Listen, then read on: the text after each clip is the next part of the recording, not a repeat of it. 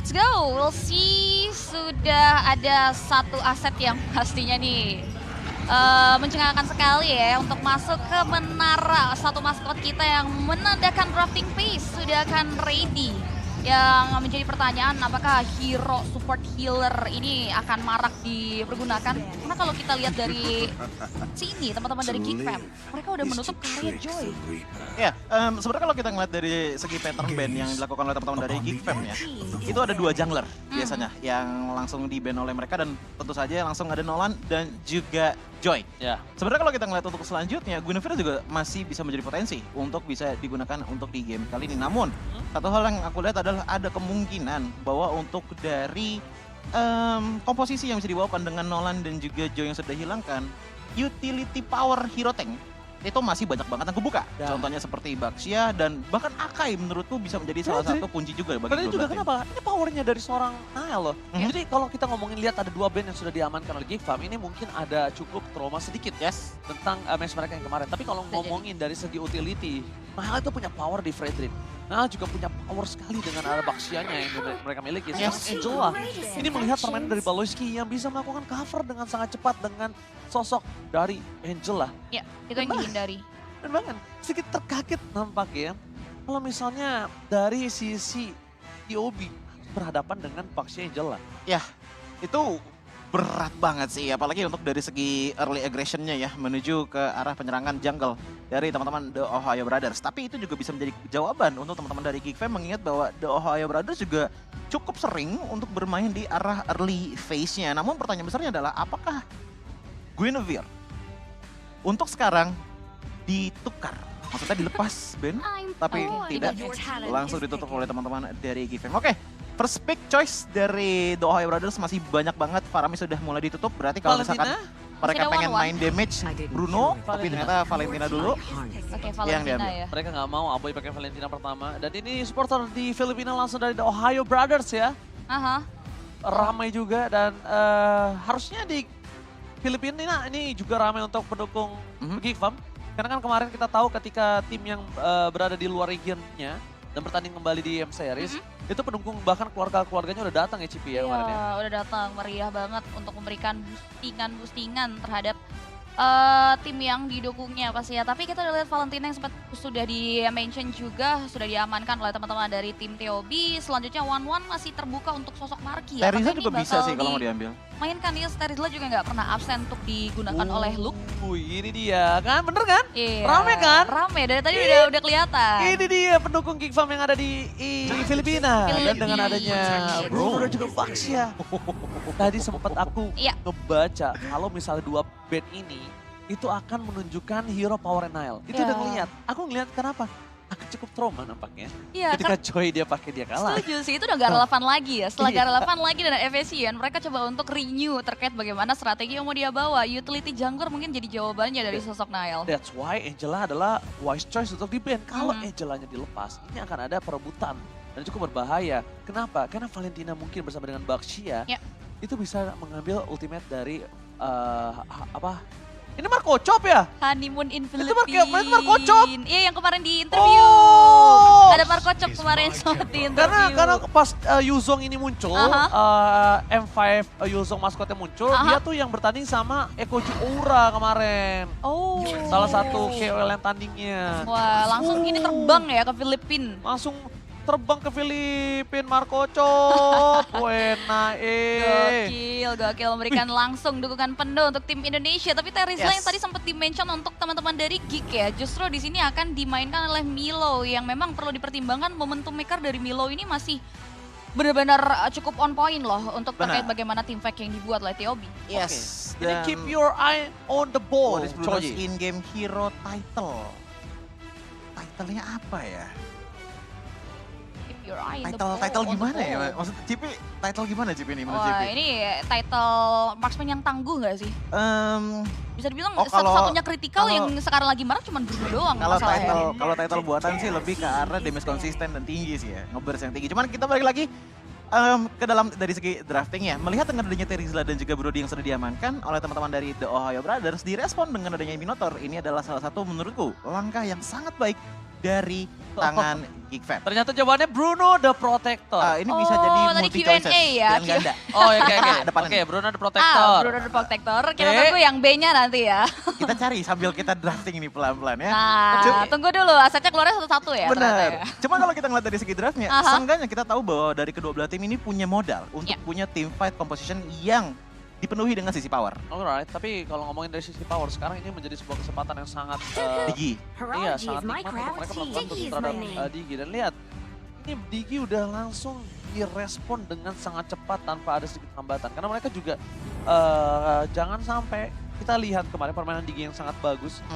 Diginya pakai power dan TOB yang kalah waktu itu. Oleh Useful. Tapi satu ya yang aku lihat dari Geek Fam itu sendiri ya. Ya. Dengan gameplay dengan adanya Terizla dan juga Brody, entah kenapa aku punya feeling bahwa Benedetta bisa menjadi pilihan untuk di tangan dari teman-teman Geek Fam. Apalagi dengan tipikal mid laner mereka yang bisa dibilang agak short range. Dengan menggunakan Valentina ya, walaupun kita masih belum lihat juga ya mid laner dari Geek Fam seperti apa. Nah sekarang, apakah dia mau menuju ke arah Benedetta atau Xbox atau Yuzong? Karena kalau misalnya, Baloyski, foto sama Baloyski. Foto bareng sama Baloy, Baloy number one. Luar biasa ya. Ini kalau ngomongin ke arah backline, masalah mereka tuh kalau main ke arah Benedetta, ini Benedetta tidak akan bisa survive lama dengan adanya item full damage. Iya. Tapi aku lebih concern gimana caranya backline dari tim TOB ini dihantam entah Xbox ataupun entah dia pakai sosok dari Yuzong. Dia benar-benar bisa langsung karena backline, punya sustain yang cukup tinggi. Ngedraw lagi. Dan gacha lagi gue lihat. Ngegacanya Ngedraw langsung. lagi. Ngegacanya langsung yang besar banget. Kemarin ada yang tahu nggak kucing ngegacha? Oh iya ada iya, ya. Ada. Ya nggak dapet apa-apa. Nggak dapet Ya. apa tuh. Ya. Ya. Busuk. Ya. Makanya cuci Kurang tangan. wangi. Baca doa, cuci tangan sebelum gacha. Aduh, nice try ya Bun. Tapi mungkin bisa ngelihat lagi dari sisi drafting page-nya ya. Ini ternyata sosok roamernya dulu yang ditutup. Tapi balik lagi untuk ke pembahasan yang tadi EXP, Bang Haji ya. tentang Benedetta, ya masalah durability. Oke, kalau misalkan dilihat dari segi itemization full damage, bisa dibilang masih possible, cuman emang sedikit berat dengan hadirnya Brody yang bisa dibilang bisa jadi tinggal cukup mandiri lah. Apalagi untuk dari segi laning power. Naisu, halo Naisu. Apa tuh, dia global apa tuh? Gila, global Ini Gord. Gord ya? Gord, kalau nggak salah Berarti ya. Naisu CBG? CBG cuman Cuma bisa bisa Gord. Gord. Luar biasa loh itu loh, boleh loh. Global Gord loh. Sekarang kalau misalnya aku lihat, Mhm. ini adalah potensial mereka harusnya mengamanin dari mid lane-nya. Sorry. Ya mid lane. Ini Lilia oke Aku sih. lebih prefer karena mid lane. Kenapa? Biarin XP-nya itu antar surprise. Ya dia harus lihat dulu dua hero terakhirnya ya. Mungkin untuk dari sisi EXP yang bisa diamankan oleh Luke. Karena entah kenapa Lilia dengan adanya Terizla, mungkin kemungkinan utility jungler dari best player one juga bisa keluar. Ini mungkin bisa jadi jawaban juga, apalagi ya dari teman-teman TOB untuk support check.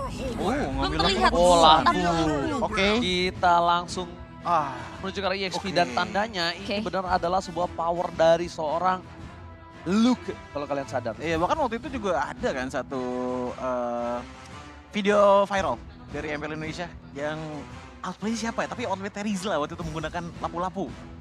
Terizla pakai lapu-lapu gimana? Enggak, caranya? maksudnya Luke pakai lapu-lapu. Oh, lo kayak pakai lapu-lapu ya. Lupa tuh waktu itu lawan siapa. Tapi kalau dengan adanya lapu-lapu ya, menurut Coji sendiri ya, ini salah satu potensi yang bisa memanjangkan dari segi front to back potential yang bisa Wow. digunakan oleh teman-teman dari Geek Fam. Namun dengan hadirnya Fanny dan juga Kufra di tangan The Ohio Brothers, yang bisa dilihat agak sedikit dikhawatirkan adalah sisi power lock on targetnya yang masih belum kelihatan. Dan ternyata tetap dengan mid laner ke arah dari Lilia. So bisa dibilang Fanny untuk di arah early game masih punya potensi banget, apalagi untuk dari segi rotasi ke arah gold lane dengan adanya Bruno dan juga Minotaur. Walaupun demikian ingat, Minotaur walaupun tebel-tebel gitu dia masih punya healing power yang seenggaknya bikin minimal lah Bruno-nya nggak banyak-banyak pulang ke base. Alright, buat kalian semua, para pendukung dari TV Indonesia, ini adalah saatnya dari Geek Fam mendapatkan poin mereka yang maksimal setidaknya punya satu kemenangan. Yup. Dan aku harapkan dengan 2-0,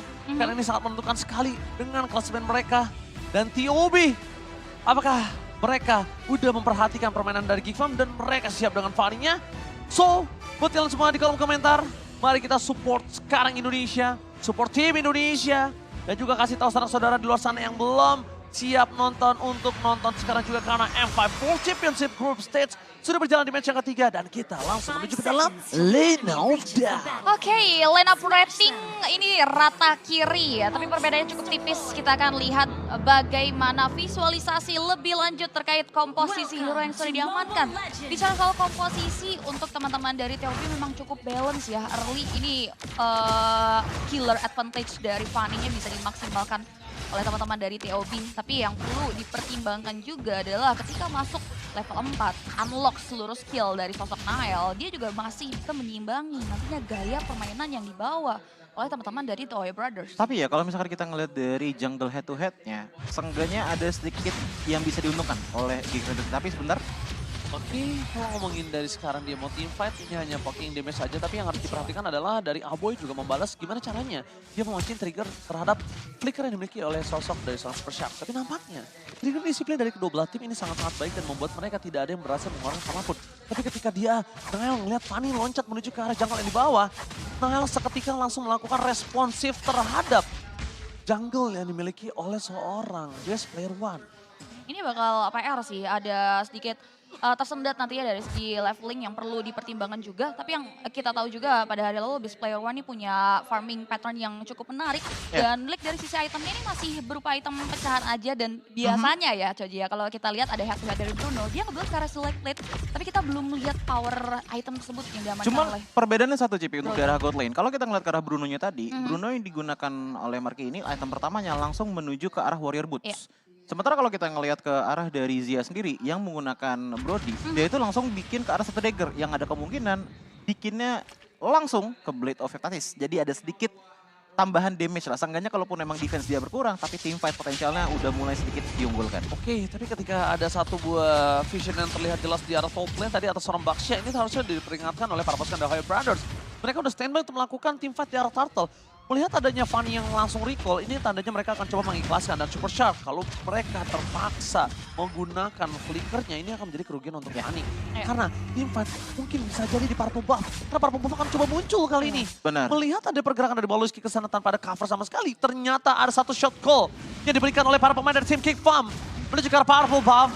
Nile standby position dan pinternya dari Best Player One, dia langsung melakukan pertukaran. Sama-sama ingin mendapatkan Purple Buff dan Nile tempat sana langsung fokus ke Melo. Melo akan coba dihantam tapi nampaknya dengan adanya flicker dia masih selamat bersama dengan Best Player One. Tidak kehilangan sama sekali Purple Buff dan first blood berhasil ditahan oleh Luke. Dan lihat semangatnya Luke langsung teriak karena flicker sekalipun ditahan Melo. Tapi sayangnya Luke tetap harus mengeluarkan flickernya untuk mendapatkan point kill di arah top lane. Ya, paling minimal dengan hilangnya dari Melo itu sendiri ya. Seenggaknya dari segi laning phase, minion wave-nya itu sedikit diungguli oleh Luke dan seenggaknya dia masih bisa bergerak lebih luasa dibandingkan dengan Melo. Sementara kalau kita ngeliat ke arah bottom lane, ini adalah lane yang bisa dibilang cukup rentan menjadi target dari Fanny-nya Best Player One. Karena lihat rotasinya, udah mulai berkumpul semua di bawah. Duo entry kembali bermain di arah bottom lane ya. Babysit ternyata menjadi sebuah metode yang akan coba dilakukan Baloski. Ya harusnya ini yang perlu diperhatikan juga karena dengan karakteristik yang cukup kontradiktif dari pilihan junglernya yang ngebuat teman-teman dari The Oya Brothers kemungkinan akan mencari kompensasi untuk memberikan sosok fall off efek karya Marky-nya yang dimana sejauh ini masih belum coba untuk diinisiasi lebih dalam lagi dari teman-teman The Oya Brothers, apalagi ada dua Fury Hammer sebetulnya ya kalau kita lihat dari arah in-game equipment yang sudah diamankan. Wow, Baloski stand for nothing di depan sana mencoba untuk menghantam para pasukan dari tim The Oya Brothers. Tapi nampaknya dengan ada Tower Pot Memory, tidak ada satu buah poin kill pun yang bisa didapatkan oleh Gifam. Dipukul mundur ke arah belakang, terlalu banyak source shield yang keluar ketika ada Turtle yang akan coba muncul. Dan Purple Buff bahkan sudah standby on position dari kedua belah pihak. Nile tidak peduli apapun yang terjadi, Nile bakal coba untuk melakukan sedikit rusuh ekspedisi terhadap jungle yang memiliki dari sosok The Oya Brothers. Tapi jika ada shot call untuk mundur, itu tandanya mereka akan lebih fokus ke arah Turtle. Kalau yang aku lihat dari rotasi yang mereka sudah siapkan, 3 player sudah standby. Dan bahkan Geekfarm menurunkan sosok Luka untuk sampai berada di arah mid lane.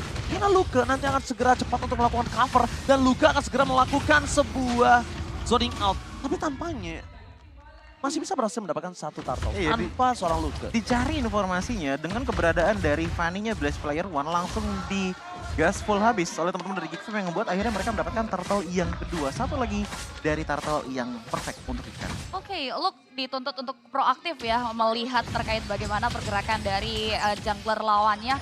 Yang dimana ini jadi 1 poin plus tersendiri dan angin segar bagi tim Indonesia kita. 2000 network in total sudah dipimpin oleh teman-teman dari Geekfam pasca turtle dan 1 poin eliminasi diamankan.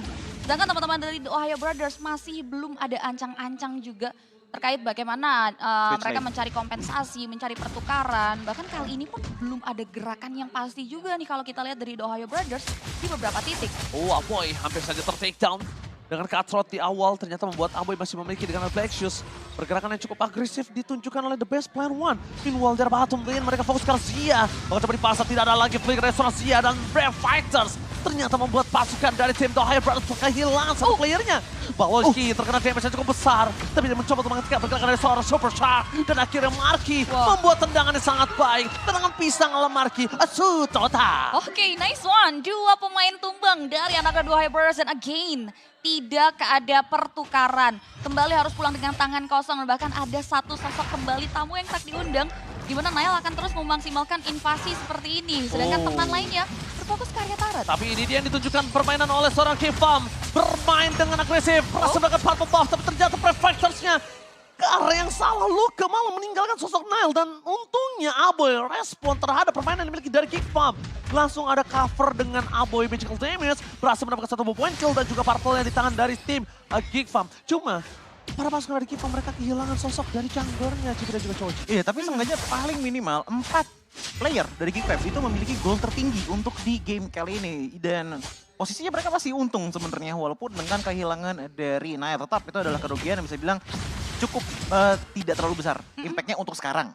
Namun satu hal yang saya lihat adalah The Ohio Brothers ini udah mulai mendapatkan momentumnya. Iya, bener banget. Apalagi dengan melihat bahwa Nail kan banyak banget melakukan agresif manuver ke dalam dari jungle area Geekfam. Dan mereka sudah mulai memaksimalkan momentum tersebut dengan memanggil Melo lagi dan lagi. Oh, lihat. Kabel dari best player one tanpa adanya purple buff itu benar-benar sangat baik. Dan lihat di bottom lane Zia memanfaatkan semaksimal mungkin dengan chance yang dilepas oleh seorang Marky. Pertukaran di arah top lane pun belum terjadi. Nampaknya rotasi yang terlambat dari ESP Lane harus kehilangan Geekfam 1 buat turret. Tapi dibalik itu semua dari in-game equipment ini membuat sosok dari seorang Marky punya gold lebih unggul atas seorang Brody Zia. Yes, dan bahkan kalau kita ngeliat dari segi item pattern-nya ya ada kemungkinan menuju ke arah Berserker Fury. Tapi lihat tanpa Berserker Fury damage sebesar apa. Wow. Itu Berserker Fury-nya baru jadi loh dan lihat damage-nya benar-benar sakit. Bahkan Fanny mencoba untuk dikejar oleh seorang Nail. Meanwhile perpasukan dari Geekfam mereka harus stand by on position menuju ke arah purple buff. Luka berfire setelah dibuka. Retribution is hot point. Melo nowhere to run. Membuat dirinya harus terperangkap di depan sana. Geekfam dengan seorang 4 memory sekalipun tidak menggetarkan pasukan Indonesia untuk mundur ke arah belakang. Alright, ada 1 poin eliminasi lagi. Yang berhasil diamankan oleh teman-teman dari Geekfam dan tidak berhenti sampai di situ. 1 turret pun berhasil mereka runtuhkan tentunya. Freeze buff. Yes, freeze buff-nya dilakukan untuk mempersulit pergerakan dari sosok best player one. Dan nampaknya 1 inner turret kini udah mulai terancam. Dengan ketertinggalan yang tadinya udah 2000, lambat laun udah semakin tinggi. Swingnya di tangan anak-anak Geekfam. Dan bahkan itu juga diikuti dengan adanya pattern yang menurut Choji works banget untuk Geekfam. Dengan adanya Minion Fury yang dibuka, siapapun yang keangkat, dia yang dimakan. Ini the best player one harus dapetin jungle itu sih. Karena lihat Geekfam mereka akan terus invasi, mereka akan terus ekspedisi dan mereka akan memaksa best player one mengeluarkan retributionnya di purple ketika itu harus bertukar dengan Lord. Tidak ada opsi yang baik di tangan dari The Ohio Brothers. Itu bener-bener mereka nggak dikasih pilihan sama Geekfam. Ya, Lo nggak akan ngasih lo pilihan, lo mau retri purple, lo mau retri Lord, terserah lo. Lo Lord, team fight belum tentu dapat, tapi lo udah pasti kehilangan purple, tapi lo coba dapetin purple, lo akan kehilangan Lord. Nggak ada opsi yang baik yang dikasih sama Geekfam. Ya, ini posisi dari The Ohio Brothers benar-benar seperti memakan buah si malakama ya. Tidak ada hal yang bisa mereka lakukan pasca serangan yang dibawa oleh teman-teman Geekfam mengarah ke area purple buff Ini lagi. dia, mereka akan terus melakukan invasi zoning yang terjadi. Retribution kali di tangan dari Nile, tapi best player one kehilangan 1 point kill bersama dengan Sultan Milo. Zia nggak bisa melangsungkan deliver damage karena dia tidak memiliki cooldown yang cukup banyak. Bahkan para pasukan dari Geekfam dengan tendangan Sultan dari seorang Marky membuat Super Shock hampir menjadi Baby Shark. Tidak bisa Hampir berbuat jadi Baby Shark. apa-apa lagi. Bahkan Ya. momen dari Super Saiyan yang dari tadi kita nantikan tidak pernah bisa dibuat dan dibuka dari permainan yang benar-benar proaktif untuk Geek Fam dan Freelord. Tidak Betul. dipungkiri ini akan diamankan oleh mereka, Joji. Tapi emang kita juga ngelihat ya, pattern yang dibawakan oleh The Ohio Brothers adalah di saat mereka tahu purple buff mereka diambil, Iya. pasti mereka mencoba untuk kontes hal tersebut. 3 kali sudah mereka lakukan dan sepaling minimalnya yang rugi itu tetap di tangan Ohio Iya. Brothers dengan mereka kehilangan satu player dan sekarang akhirnya stuck ke angka 7 kill point. Perasaan ini udah gak relevan lagi ya teman-teman dari The Ohio Brothers. Mungkin udah mulai harus cari pertukaran lain tentunya, seperti mengutus sosok best player one untuk mengarah ke area split push-nya. Betul. Seperti yang kita lihat dari bawah. Marky masih bisa bertahan. 1-by-1 situasi dapat terlihat. Tapi Oh, wow. Palaski is coming. Nail menutup best player one. Kutingan mau terkick farm. Dan ini dia permainan ala Sia. Yang dimana kick farm benar-benar bermain dengan agresif. Southeast Asia gameplay. Akhirnya benar-benar ditunjukkan oleh para pasukan dari Geek Farm terhadap North America. Membuat para pasukan dari Geek Farm mereka berhasil mendapatkan objektivitas yang banyak. Bahkan Mortier top lane akan menjadi pilihan utama. Super Shark gak akan mendapatkan apapun di sana. Bahkan Long dengan Brave Fight terus dengan Zia. Wow. Sampai kapan terjadi. Membuat Geek Farm kali ini berhasil mendapatkan 2 point kill atas Hood. One last hit. Hood still survive. Dan nampaknya pasukan Geek Farm lebih bagus secara pace. Mereka gak peduli apapun yang terjadi. Mielau masih mempertahankan dengan penalty zone. Tapi free hit dari belakang taruh seorang Marky membuat Best Player One take down. Dan Best terbuka sangat besar. Ini bencana. Triple Santai Reds gak menutup. Geek Farm mencoba bangkit dari kubur. Oke, Geek Farm mengamuk 11 menit pertandingan game berjalan. Bahkan berhasil membuat teman-teman dari The Ohio Brothers bertekuk lutut early advantage. Yang ternyata justru cenderung mengarah ke area rata kanan. Ya, This is Southeast Asia gameplay. karena kita sebenarnya Barbar, lihat, kan? agresif. Iya, karena kita Play. sebenarnya ngeliat kalau dari segi Ya. draft yang dibawakan oleh The Ohio Brothers, mereka Aha. punya Terizla, mereka punya Valentina, mereka punya Fanny. Menurutku itu adalah 3 hero yang punya resep cukup kuat untuk punya early aggression dia. yang cukup keras gitu loh. Besar gitu. Sangat-sangat besar, namun ternyata balik lagi. Tadi aku sempat ngomong masalah potensi awal dari Geek Fam. Kalau kita ngeliat rotasi dari Fanny secara keseluruhan dan yang sering kita lihat ya, turtle pertama tuh dilepas. Iya. Karena pas banget turtle keluar, buffnya sudah habis. Betul. Makanya dengan turtle pertama didapatkan oleh teman-teman dari Geek Fam dan langsung dihajar oleh Nile tadi ke Iya. dalam purple buff. Disitulah ke-triggernya dari runtuhnya game pertama untuk The Ohio Brothers. Dan bahkan mereka nampaknya dari The Ohio Brothers mereka tidak menyadari kalau free spawn itu terjadi di kubu dari Geek Farm. Itu dia. Dan mereka that's why berani untuk all in di dalam sebuah purple buff. Ya. Yang mungkin harus dilakukan adalah tadi best player one itu dapetin jungle-nya dulu dihancurkan. Karena di match pertama, match ketiga kali ini di game pertama kita bakal melihat MVP-nya jatuh kepada Siapakah Halo? dia? Baloyski! Baloy! Baloys! Hai. Ya. Phase 1 ya, finally. Karena ya balik lagi, apa yang dilakukan oleh Baloy itu Ya. sebenarnya simple untuk di arah early game-nya. Pertahankan Bruno untuk tetap hidup, namun shifting ke angka 6 menit, 7 menit di saat Fanny tahu bahwa freeze buff dilakukan oleh Geek Fam, dia cuma nempel ke Nile. Dan di saat Nile maju untuk melakukan sedikit penyerangan terhadap buff yang dimiliki oleh Best Player One, itu langsung menjadi salah satu team fight yang bisa dibilang 70% lah dimenangkan oleh Geek Fam. Dicicil seperti itu terus-menerus, akhirnya game untuk di game kali ini cukup cepat dari segi durasinya. Hanya di angka 11 menit 20 detik kalau nggak salah. Dan ini dia kita ngelihat untuk dari segi highlightnya. Di arah awal, purple buff emang terbuka untuk Fanny dan berhasil diambil. Namun sepertinya emang udah ada sedikit shot call juga ya kan, bisa dibawakan oleh Lily ya untuk di game kali ini untuk mengatakan oke, buffnya di freeze saja. Dan ini menit yang ke-6. Diambil Nile ya, tapi tidak masalah karena pertukaran tetap terjadi antar player. Namun tetap rugi juga di tangan The Ohio Brothers karena mereka kehilangan buff mereka. Sebenarnya secara nggak langsung yang hilang bukan cuman purple buff aja. Kalian bisa lihat di belakang sana ada satu jungle lagi yang tidak tersentuh oleh The Ohio Brothers yang ngebuat resources mereka untuk level up dan juga mendapatkan goldnya sangat-sangat terlimitasi. Dan pada akhirnya lihat bagaimana tangkapan 3 player.